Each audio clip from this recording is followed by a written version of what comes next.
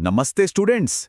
चलो आज यूनिट 14 यानी सेमीकंडक्टर इलेक्ट्रॉनिक्स का एक बहुत ही इंपॉर्टेंट टॉपिक समझते हैं, द सेमीकंडक्टर डायोड। बिल्कुल आराम से इसको इतना सिंपल बना देंगे कि एग्जाम में इससे रिलेटेड कोई भी क्वेश्चन आएगा ना तो फुल मार्क्स पक्के हैं। कभी सोचा है कि दीवार के सॉकेट से जो करंट आता है, अजीब सा अल्टरनेटिंग करंट यानी एसी, उसको आपका छोटा सा फोन चार्जर आपके फोन के लिए जरूरी डायरेक्ट करंट यानी डीसी में कैसे बदल देता है? आखिर उस छोटे से बॉक्स के अंदर ऐसा क्या जादू हो रहा है? तो चलिए आज इसी जादू को डिकोड करते हैं। हम शुरू करेंगे चार्जर के सीक्रेट से, फिर हम समझेंगे डायोड को जो करंट के लिए एक वन वे स्ट्रीट जैसा है। उसके बाद जंक्शन की पूरी कहानी देखेंगे, फॉरवर्ड और रिवर्स बाइसिंग क्या होता है। फिर हम उन कॉमन मिस्टेक्स की बात करेंगे जो एग्जाम में मार्क्स कटवा देती हैं, और लास्ट में डायोड को एक्शन में देखेंगे रेक्टिफिकेशन करते हुए। ओके, तो सेक्शन 1 चार्जर का सीक्रेट आखिर ये है क्या? तो जो डिवाइस पूरे एसी से डीसी कन्वर्जन का काम करता है, इस कहानी का जो हीरो है वो है द सेमीकंडक्टर डायोड। तो सवाल ये है कि ये डायोड काम कैसे करता है। इसके लिए इसका सबसे मेन प्रिंसिपल समझना होगा कि डायोड करंट के लिए एक वन वे स्ट्रीट है। इसको ना बिल्कुल एक वन वे रोड की तरह इमेजिन करो। जैसे ट्रैफिक सिर्फ एक ही डायरेक्शन में जा सकता है, वापस नहीं आ सकता, ठीक वैसे ही डायोड भी करंट को सिर्फ एक ही डायरेक्शन में आगे जाने देता है। अगर करंट उल्टा आने की कोशिश करे तो उसके लिए दरवाजा बंद। और देखो, इसके सिंबल में जो एरो है ना, वो भी यही बताता है कि करंट किस तरफ फ्लो कर सकता है। अच्छा, अब एग्जाम्स में पूरे मार्क्स लाने के लिए एनसीईआरटी की डेफिनेशन तो लिखनी पड़ेगी, है ना? तो डेफिनेशन कहती है, a semiconductor diode is basically a PN junction with metallic contacts provided at the ends for the application of an external voltage. It is a two terminal device. इसको अच्छे से याद कर लेना। और अगर इसको बिल्कुल सिंपल भाषा में समझें तो ये एक ऑटोमेटिक स्विच है। अगर करंट सही डायरेक्शन से आ रहा है तो स्विच ऑन हो जाता है, और अगर गलत डायरेक्शन से आ रहा है तो स्विच अपने आप ऑफ हो जाता है। बस इतनी सी बात है। लेकिन ये वन वे वाला बिहेवियर होता कैसे है? इसके पीछे की साइंस क्या है?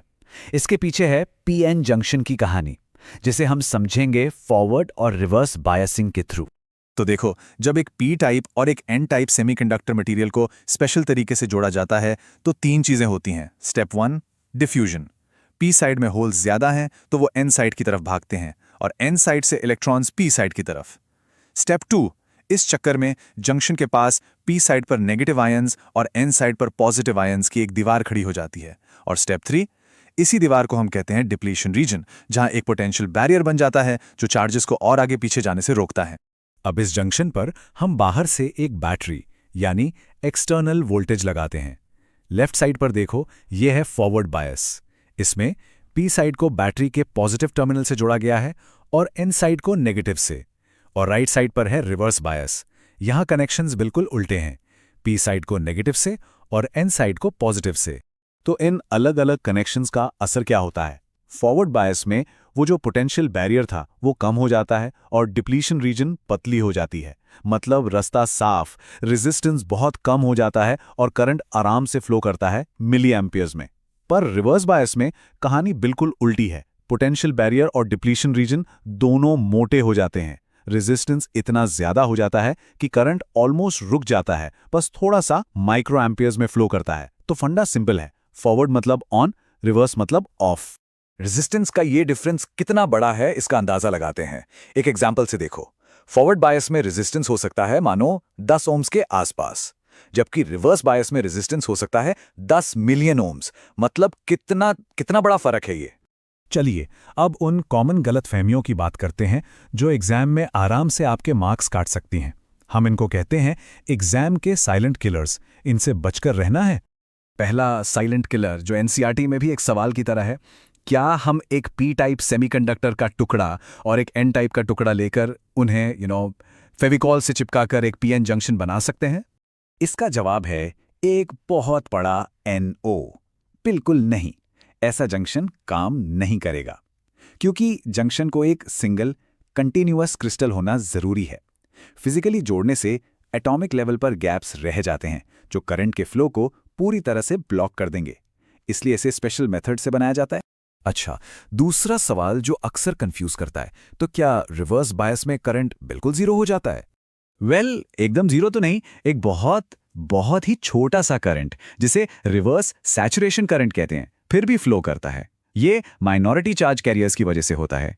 हाँ, पर यह करंट इतना कम होता है माइक्रो एम्पियर्स में कि ज्यादातर प्रैक्टिकल केसेस में हम इसे ना के बराबर यानी जीरो ही मान लेते हैं। तो अब जब हम इस वन वे स्ट्रीट का पूरा कॉन्सेप्ट समझ चुके हैं तो चलो देखते हैं इसका असली इस्तेमाल, डायोड इन एक्शन, रेक्टिफिकेशन। ये देखो, ये है एक हाफ वेव रेक्टिफायर का सर्किट, सबसे सिंपल वाला। जब एसी का पॉजिटिव हाफ साइकिल आता है तो डायोड फॉरवर्ड बायस्ड हो जाता है, मतलब ऑन, और करंट को पास होने देता है। लेकिन जैसे ही नेगेटिव हाफ साइकिल आता है, डायोड रिवर्स बायस्ड हो जाता है यानी ऑफ, और करंट को रोक देता है। इसलिए आउटपुट में हमें सिर्फ पॉजिटिव हिस्से मिलते हैं, नेगेटिव वाले गायब हो जाते हैं। तो याद है हमने शुरू में फोन चार्जर का सवाल उठाया था, उसका सीक्रेट क्या है?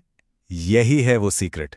चार्जर के अंदर डायोड्स ही होते हैं जो वॉल सॉकेट से आने वाली एसी को डीसी में बदलते हैं, जिससे आपके फोन की बैटरी चार्ज हो पाती है।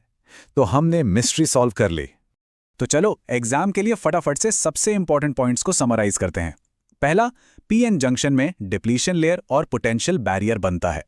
दूसरा, फॉरवर्ड बायस इस बैरियर को कम करता है जिससे हाई करंट एमएमए फ्लो होता है। तीसरा, रिवर्स बायस बैरियर को बढ़ा देता है जिससे बहुत कम करंट म्यूएमए फ्लो होता है। और चौथा, इसी वन वे प्रॉपर्टी की वजह से डायोड्स एसी को डीसी में कन्वर्ट यानी रेक्टिफाई कर पाते हैं। लेकिन एक आखिरी सवाल, जो रेक्टिफायर से आउटपुट मिला वो पल्सेटिंग डीसी है, मतलब अजीब ऊपर नीचे होने वाला डीसी। लेकिन हमारे फोन को तो एक स्टेडी स्मूथ डीसी चाहिए। तो इस पल्सेटिंग डीसी को स्मूथ स्टेडी डीसी वोल्टेज में कैसे बदला जाता है, इसके बारे में सोचना, क्योंकि ये हमारे अगले टॉपिक का हिंट है।